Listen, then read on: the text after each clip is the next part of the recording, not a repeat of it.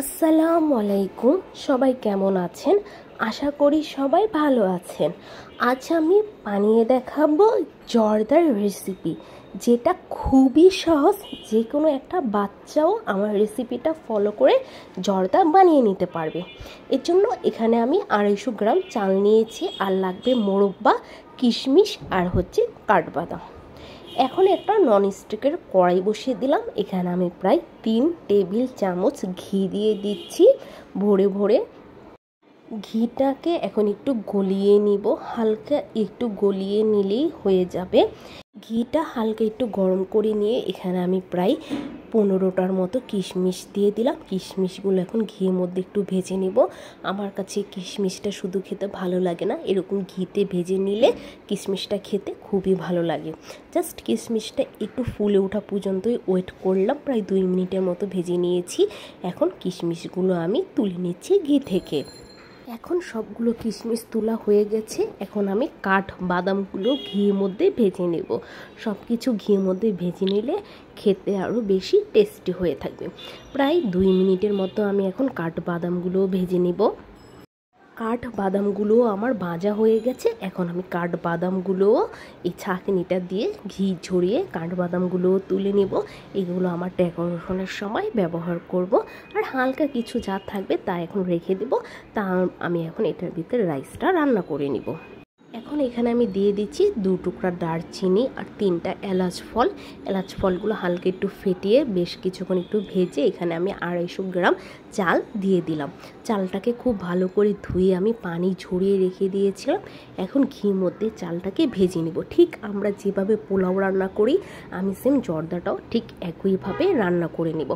কারণ কি, জর্দাটা আলাদা করে সিদ্ধ করে নিলে বেশিরভাগ কম সিদ্ধ হয়ে যায় বা গলে যায়। তার জন্য এটা আমার খুব সহজ রেসিপিতে জর্দা। যে কেউ এই রেসিপিটা ফলো করে জর্দাটা বানিয়ে নিতে পারবে। ঘিয়ের মধ্যে আমি প্রায় 5 মিনিট ভেজে নিলাম, তাহলে জর্দাটা কিন্তু খুব সুন্দর জর্জরা হবে। একটার সাথে একটা জর্দা গায়ে লেগে যাবে না।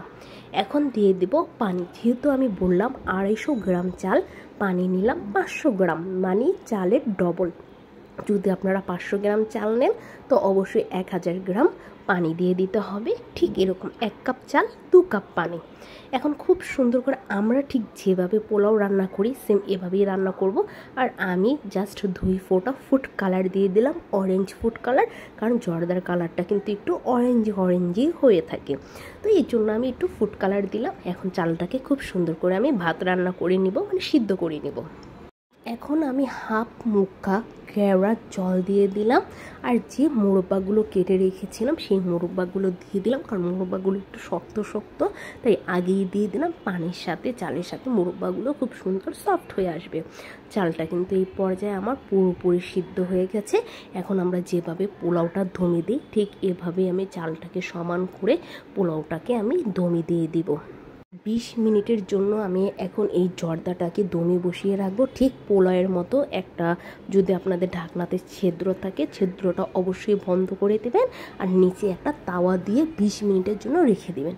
20 মিনিট পর এখন আমি ঢাকনাটা তুলে নিচ্ছি, আর দেখতেই পাচ্ছেন মাশাআল্লাহ খুবই সুন্দর ঝরঝরে একটা রাইস হয়েছে।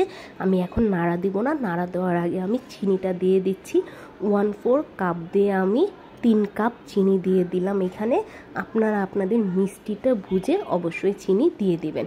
আমি এখানে 1/4 কাপ 3 বার দিয়েছি। এখন আমি রাইসটাকে নাড়া দিয়ে দিব। চিনিটা পুরোটা রাইসের সাথে মিশিয়ে নিব। কোনো রকমভাবে কিন্তু চাল এভাবে দিলে গলেও যাবে না। আর চিনিটা যে আমি এভাবে দিচ্ছি, চিনিটাও কিন্তু খুব সুন্দর গলে যাবে। আমি এখন খুব সুন্দর করে নাড়া দিয়ে রাইসটাকে আবারও 10 মিনিট দমে দিয়ে দিব। আর 10 মিনিটের ভিতরে কিন্তু চিনিটা খুব সুন্দর শিরা হয়ে প্রত্যেকটা রাইসের সাথে কিন্তু জর্দাটা খুব সুন্দর মিষ্টিটা ঢুকে যাবে। এখন আবারও দেখতেই পাচ্ছেন আমি সমান করে দিচ্ছি। এখন আবারও ঢাকনা লাগিয়ে 10 মিনিট হিটে রেখে দেব।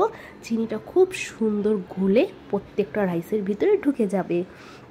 তো 10 মিনিট পর এখন আমি আবার ঢাকনা তুলে নিচ্ছি। খুব সুন্দর কিন্তু চিনিটা গলে গেছে, দেখতেই পাচ্ছেন। প্রত্যেকটা রাইস একটু ভিজালো আঠালো টাইপের হয়েছে। এটা কিন্তু ঠান্ডা হয়ে গেলে একেবারে ঝরঝরা হয়ে যাবে।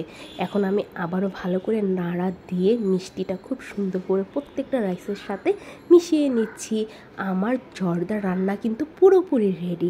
একেবারে সহজ রেসিপিটা আপনাদের সাথে শেয়ার করলাম আমি যেভাবে রান্না করি, কারণ ওইভাবে রান্না করলে আমার জর্দাও ভালো হয় না। এখন জর্দাটা একটু ঠান্ডা করে আমি একটা রাইস ডিশে ঢেলে নিয়েছি। এত সুন্দর ঝরঝরে জর্দা একটার সাথে একটা লেগে নেই। এখন যে কিশমিশগুলো বাদামগুলো ভেজে রেখেছি উপর দিয়ে আমি আমার পছন্দের মতো ছিটিয়ে দিচ্ছি, আর কিছু মোরব্বাও আমি এখন উপর দিয়ে ছিটিয়ে দেব। আর এগুলো কিন্তু সম্পূর্ণ আপনাদের ইচ্ছা, আপনারা যেভাবে খুশি সেভাবে কিন্তু এগুলো ডেকোরেশন করে নিতে পারেন। আর কিছু আমি বেবি মিষ্টি বানিয়ে নিয়েছি, এই মিষ্টিগুলো দিয়ে দেবো। জর্দা কি মিষ্টি ছাড়া ভালো লাগে? আমার কাছে তো মোটেও ভালো লাগে না। আর এই মিষ্টির রেসিপিটাও আমি আপনাদের সাথে শেয়ার করে দেবো, আপনারা চাইলে কিন্তু এই মিষ্টিটাও বানিয়ে নিতে পারবেন। কেমন লাগলো বলুন তো আপনাদের কাছে আমার সহজ রেসিপির জর্দার রেসিপিটা? অবশ্যই একবার ট্রাই করবেন। একবার ট্রাই করলে আপনারা খুব সুন্দর জর্দা রান্না করতে পারেন। এটা কিন্তু দ্বিতীয়বার আর ট্রাই করতে হবে না, একবারই ভালো হবে। আল্লাহ হাফিজ।